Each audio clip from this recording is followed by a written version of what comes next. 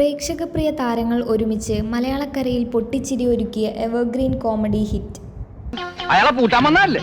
മിണ്ടരുത്. പല മണ്ടത്തരവും വിളിച്ചു കൂവിയാൽ ഇടിയുടെ പെരുന്നാളായിരിക്കും. ഇപ്പൊ തന്നെ നിന്റെ മോന്ത വല്ലാത്ത ഷേപ്പിലായിരിക്കുന്നത്. ഇനി ഷേപ്പ് മാറ്റണോ? വേണ്ട. ആ തടിയന്മാരെ ആങ്ങളമാരകത്തുണ്ടാവും. അവന്മാരങ്ങ് ഫിനാൻസ് കമ്പനിയിലല്ലേ ഇരിക്കുന്നത്. നിന്റെ കാര്യം കൊണ്ട് ഞാൻ അകത്തേക്ക് ചെല്ലാൻ പറഞ്ഞു.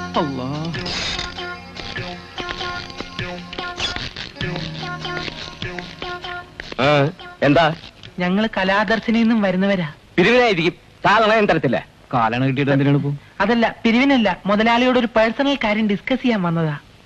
ഇരിക്കൂ. വേണ്ട, ഞങ്ങളിവിടെ ഇരുന്നോളാം. എന്താ? ഞങ്ങളുടെ കൂടെ ഒപ്പം ഉണ്ടായിരുന്ന സാബുവിന് മുതലാളിയുടെ മോള് സന്ധ്യയുമായിട്ട് അല്പ താല്പര്യം ഉണ്ടായിരുന്ന കാര്യം അറിയാമല്ലോ. തറക്കണ്ട അച്ഛനോട് മുതലാളി ഇതേക്കുറിച്ച് പറഞ്ഞപ്പോ അച്ഛൻ അവന് ഒരുപാട് വഴക്ക് പറഞ്ഞു. ഇത്രയധികം പണവും പ്രതാപവും സൗന്ദര്യമുള്ള ചെറിയാച്ചൻ മുതലാളിയുടെ മകളെ പ്രേമിക്കാൻ തനിക്ക് എന്ത് യോഗ്യതയാണുള്ളതെന്നും പറഞ്ഞ അവൻ പൊട്ടി പൊട്ടി കരയാണ്. കരച്ചിൽ നിർത്താനുള്ള ഒരു ഗുളികയും കൊടുത്തിട്ടാ ഞങ്ങളിപ്പോ ഇങ്ങോട്ട് പോകുന്നത്. സന്ധ്യയുടെ കാര്യത്തിൽ അവൻ ഇപ്പോഴും അത്രക്ക് ഫീലിംഗ് ഉണ്ട്. അത് തെറ്റായി പോയി എന്നുള്ള ഫീലിംഗ്. അവന് മസ്കറ്റിലൊരു ജോലി ശരിയായിട്ടുണ്ട്. 14-ാം തീയതി അങ്ങോട്ട് പോവുക. നേരിട്ട് വന്ന് മുതലാളിയോട് കുറ്റസമ്മതം നടത്തണമെന്ന് സാബുവിന് ആഗ്രഹമുണ്ട്. പക്ഷെ ഫേസ് ചെയ്യാനുള്ള ശക്തി ഇല്ലാത്തതുകൊണ്ടാണ് ഞങ്ങളെ ഇങ്ങോട്ട് പറഞ്ഞയച്ചത്. പിന്നെ ഇനി മുതലാളി അവനെ കുറിച്ചോർത്ത് മനസ്സ് വിഷമിപ്പിക്കണ്ട. മനസ്സമാധാനത്തോടെ സാവധാനം സന്ധ്യയുടെ വഴം നടത്തിയാൽ മതി. ഇപ്പോഴെങ്കിലും നല്ല ബുദ്ധി തോന്നിയല്ലോ. അതുകൊണ്ട് എനിക്കൊരു ജോലി ഒഴിവായി കിട്ടി. പിന്നെ ഞങ്ങളെ കല്യാണം വിളിക്കണം. കല്യാണ ദിവസം നമുക്ക് കലാദർശനയുടെ മ്യൂസിക് പരേഡ് നടത്താം. ഏതായാലും സന്ധ്യയുടെ കല്യാണം കലക്കണം, ഗംഭീരമാക്കണം. ഞങ്ങൾ ശത്രുക്കളല്ല, മിത്രങ്ങളാണെന്ന് സന്ധ്യയുടെ ബ്രദേഴ്സിനോട് കൂടി ഒന്ന് പറഞ്ഞേക്കണം. എന്നാൽ ഞങ്ങൾ ഇറങ്ങട്ടെ മുതലാളി? ഇരിക്കണം. ചായ കുടിച്ചിട്ട് വേണ്ട, ഇപ്പൊ തന്നെ ഞങ്ങളുടെ മനസ്സ് നിറഞ്ഞു. ഇറങ്ങിക്കോട്ടെ. നിന്റെ നമ്പർ കളിക്കടാ. എന്താ നമ്പർ എത്രയാണെന്ന്? മുതലാളിയുടെ ടെലിഫോണിന്റെ. 44346. ഞാൻ പറഞ്ഞില്ലേ നമ്പറിന് മാറ്റമില്ലെന്ന്. അങ്ങനെ അവന്മാര് കൂവണ്ട. അവന്മാരെ കൊണ്ട് കൂവിച്ചത് ആ തറക്കണ്ടവാ. ആ തറക്കണ്ട മനസ്സിലാക്കട്ടെ, ഞാൻ അവനേക്കാ വലിയ തറയാന്ന്.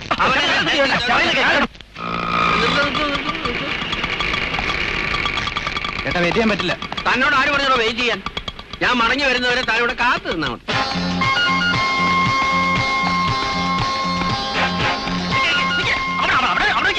എവിടെ പോകുന്നു? പ്രാർത്ഥിക്കാനാണോ അല്ല കുമ്പസാരിക്കാനാ? എനിക്കിപ്പ അറിയണം തറ എവിടെയാ. തറതേ ഇവിടെയാ, ഇരുന്നോളൂ. അതല്ലടോ, തറക്കണ്ട ആരാന്ന്? ഈ നിലയ്ക്ക് തറക്കേണ്ടത് നിങ്ങളെയാ.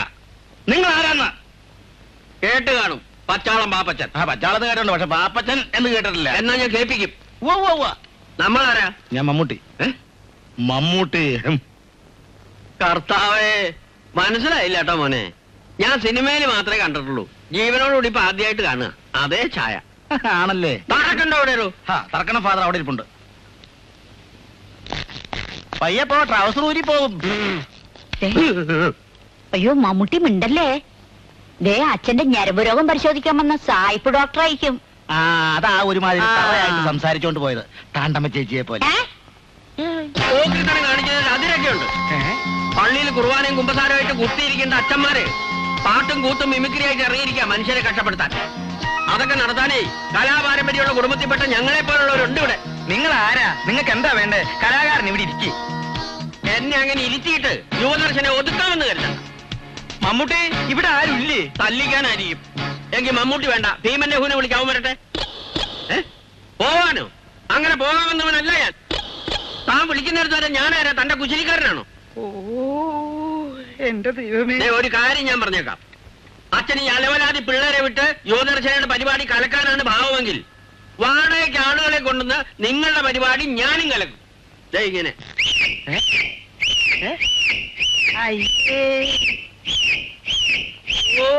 ഇനിയുണ്ട് വേറെ. അപ്പൊ നിങ്ങളാണ് യുവദർശനയുടെ ആള്?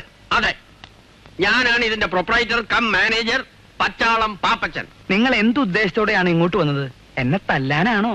വേണ്ടി വന്നാൽ അതിന് ഞാൻ മടിക്കില്ല. താൻ ആരടോ? തറ.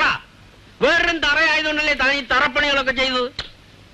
പച്ചാളം പാപ്പച്ചന്റെ പച്ചയായ രൂപം താൻ കാണാൻ പോകുന്നതേ ഉള്ളൂ. താൻ എന്താ വിചാരിച്ചേ? ഒരു പരിധി വരെ എനിക്ക് അച്ഛനായിട്ടിരിക്കാൻ പറ്റൂ.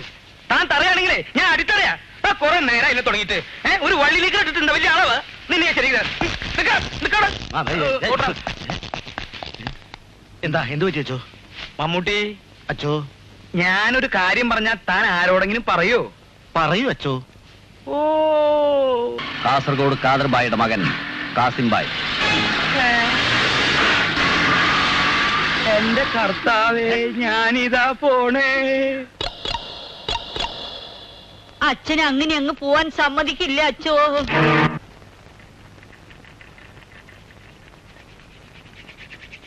എന്താ അച്ചോ അവന്റെ ഒരു ആരോഗ്യം? ആന കരിമ്പുന്തോട്ടത്തിൽ കേറിയ പോലെ എല്ലാം ഇടിച്ചങ്ങ് തകർത്തില്ലേ? ആന കരിമ്പിൻതോട്ടത്തിൽ കയറി തകർക്കണത് താണ്ടമ്മ കണ്ടിട്ടുണ്ടോ? ഇല്ല. പിന്നെ പറഞ്ഞു കേട്ടിട്ടുണ്ട്. പറഞ്ഞത് കേട്ടിട്ട് ഇവിടെ വെച്ച് വിളമ്പണ്ട. ഞാനില്ലായിരുന്നെങ്കിൽ ഈ സൂസി ടീച്ചർ ശവമായിരുന്നേനെ. മോനെ, എന്നെ ഒന്ന് പിടിച്ചേ. നീ ഒറ്റൊരുത്തനാ ഇത് മുഴുവൻ മരിച്ചു വെച്ചത്. അന്ന് ആ റോഡിൽ കിടന്നിരുന്ന പാവെടുത്തോണ്ട് വരേണ്ട വല്ല കാര്യമുണ്ടോ നിനക്ക്? എടുത്തതല്ലോ, കിട്ടിയതല്ലേ. മിണ്ടരുത് നീ. ബോംബെയിലെ അധോലോക രാജാക്കന്മാരെന്ന് പറഞ്ഞാൽ ആളെ കൊല്ലാൻ ഒരു മടിയില്ലാത്തവരാണച്ചോ. ഏതോ ഒരുത്തൻ ബോംബെ നിന്ന് വന്നു പറഞ്ഞു. അങ്ങനെ പേടിക്കേണ്ട കാര്യമൊന്നുമില്ല. ഏതോ ഒരുത്തനോ? ഓ, അവനെ ഒന്ന് കാണേണ്ടത് തന്നെയാ. 6 ഇഞ്ച് 8 അടി പൊക്കം, ഒത്ത ഹൈറ്റും. അവന്റെ കൈ കൊണ്ട് ഒരു ഇടി കൊണ്ടിട്ട് ഞാൻ ചളങ്ങിപ്പോയി. പോലീസിൽ അറിയിക്കാച്ചോ? അറിയിച്ചാലും പ്രശ്നമാണച്ചോ. പിന്നെ പ്രോഗ്രാം ബുക്ക് ചെയ്യാൻ ആരും വരില്ല. പ്രോഗ്രാം അറിയിക്കണ്ട. നിനക്കൊക്കെ അത് പറയാം. ഏതായാലും നാളെ മുതൽ പ്രോഗ്രാമിന് ഞാൻ ഉണ്ടാവൂല. അതെന്താ? നാളെ നീ ആത്മഹത്യ ചെയ്യാൻ പോവാ? അതൊന്നും തീരുമാനമായിട്ടില്ല. ഏതായാലും നാളത്തെ പ്രോഗ്രാമിന് ഞാൻ ഉണ്ടാവില്ല. നാളെ എനിക്ക് പനിയായിരിക്കും. നീ ഒന്നുകൊണ്ട് പേടിക്കണ്ട നിസാമേ. കാസിം ബായുടെ ഇടിയുള്ളുമ്പോ എല്ലാം ശരിയായിക്കോളും. എന്റെ കർത്താവ്, എങ്ങനെയുണ്ട് ഒരു ജന്മം?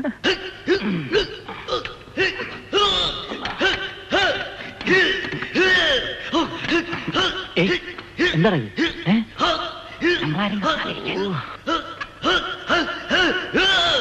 മരിച്ചു കഴിഞ്ഞാൽ നമ്മളെ ഡെഡ് ബോഡി അവിടെ കൊണ്ടുപോയി വിളിച്ചു പോടാം. നിന്റെ വീട്ടിൽ കൊണ്ടുപോയി കുളിച്ചിടാം.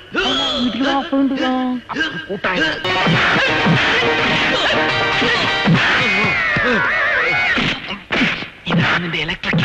കുറച്ച് കഴിയട്ടെ, എന്നിട്ടാണ് ഇരിക്കുന്നത്.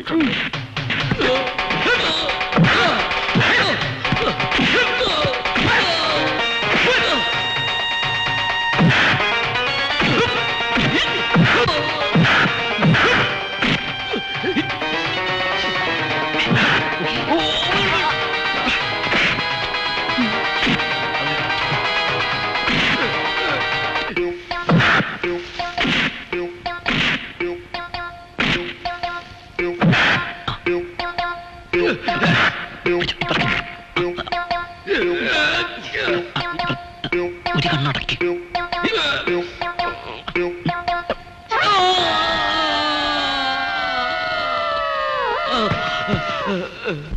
നാളെ നമ്മുടെ ഫൈൻ ആർട്സ് ഹോളിലെ പ്രോഗ്രാം കലക്കാൻ വേണ്ടി തന്നെയാണ് യുവദർശനക്കാർ അതിന്റെ തൊട്ട് മുമ്പിൽ കൊണ്ടുവന്ന് ഓപ്പൺ എയർ പ്രോഗ്രാം വെച്ചിരിക്കുന്നത്. ഓപ്പൺ എയർ പ്രോഗ്രാം കാണാൻ സ്റ്റാൻഡേർഡ് ഉള്ള ആരെങ്കിലും പോകൂടാ? അവരുടെ ആലുവിലെ പ്രോഗ്രാം ഞാൻ കണ്ടതാ, നന്നായിരുന്നു. നീ എന്താ ഇത്ര ആലോചിക്കുന്നത്? പോലീസ് പ്രൊട്ടക്ഷൻ ഇല്ലാതെ പരിപാടി നടത്തിയുള്ള നമ്മുടെ സ്ഥിതി ആലോചിക്കായിരുന്നു. എന്തോ എന്ത് കണ്ടാലും അടിച്ചു മാറ്റി വീട്ടിൽ കൊണ്ടുപോകുമ്പോ ഓർക്കണമായിരുന്നു. പാവ എടുത്തവനെ പിടിക്കാനാ കാസിം ബായ് വന്നതെന്നാ ഞാനറിയാം. അതെ, നീ ഒരു കാര്യം ചെയ്യ്. നീ നേരിട്ട് ചെന്ന് കണ്ട് കാസിം ബായിയോടുള്ള വിവരം പറഞ്ഞാ ഞങ്ങൾക്ക് മനസമാധാനമായിട്ട് പ്രോഗ്രാമിന് പോവാം. കാസിം ബായി എങ്ങനെ എന്നെ കൊന്നു കളഞ്ഞാലോ? അപ്പൊ ഞങ്ങൾക്ക് കൊള്ളാവുന്ന ഒരുത്തനെ ട്രൂപ്പിൽ എടുക്കുകയും ചെയ്യാം. നിങ്ങൾക്ക് എന്റെ മയ്യത്ത് കാണുകയും ചെയ്യാം. അതെ. അതോ,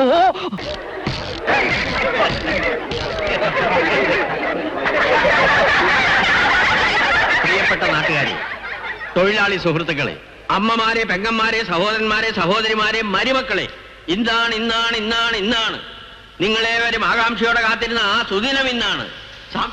ലോട്ടറിയുടെ അനൗൺസ്മെന്റ് കേട്ടാ? കൊച്ചിയുടെ എന്തെങ്കിലും ആവട്ടെ, ഇങ്ങനെ പോയാ ഒരു ദിവസം 5 കളി വെച്ച് കളിച്ചു തന്നെ. രൂപം കൊള്ളും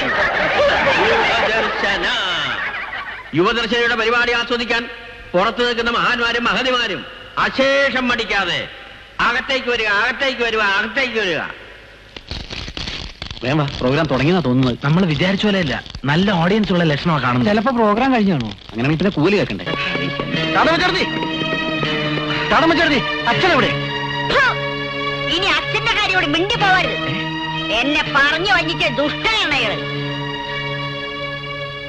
ഞാൻ 100 വട്ടം പറഞ്ഞതാ ഈ വയസ്സാം കാലത്ത് വേണ്ടച്ചോന്ന്. അപ്പൊ എന്നോട് പറയാ, എന്റെ താണ്ടമ്മേ, ഇതിന് പ്രായം വല്ലതും ഉണ്ടോന്നും. അത് കേട്ടപ്പോ പെണ്ണിന്റെ മനസ്സല്ലേ കുഞ്ഞുങ്ങളെ ആടിപ്പോയി. പിന്നെ ഞാനും കരുതി അച്ഛന്റെ ആഗ്രഹമല്ല നടക്കട്ടെ എന്ന്. ഇനി ഞാൻ നാട്ടുകാരെ മുഖത്ത് എങ്ങനെ നോക്കും എന്റെ പിതാവേ? അച്ഛൻ എന്ത് ചെയ്യുന്ന ചേട്ടത്തി പറയുന്നത്? ഇനി കൂടുതൽ എന്ത് ചെയ്യാൻ? എന്നെ ദുബായി കാണിക്കാന്നും പറഞ്ഞ് മോഹിപ്പിച്ച് എന്നെ പെരുവഴിയിലാക്കിയിട്ട് എല്ലാവരും കടന്നു കളഞ്ഞില്ലേ? അച്ഛോ, ഞാൻ അച്ഛനെ കുറിച്ചൊരു കവിത എഴുതിയിട്ടുണ്ട്, പാടിക്കോട്ടെ. അച്ഛന്റെ മനസ്സിലൊരു കലാകാരനുണ്ട്, ഉണ്ട് ഉണ്ട് ഉണ്ട്. ഫാദർ തറ തറ തറ തറ, ഫാദർ തറ തറ തറ തറ തറ തറ, ഫാദർ ഫാദർ തറ കണ്ടം കണ്ടം, ഫാദർ തറ തറ തറ തറ തറ കണ്ടം കണ്ടം കണ്ടം. എന്റെ മനസ്സിലൊരു കലാകാരനുണ്ട്, ഉണ്ട് ഉണ്ട്.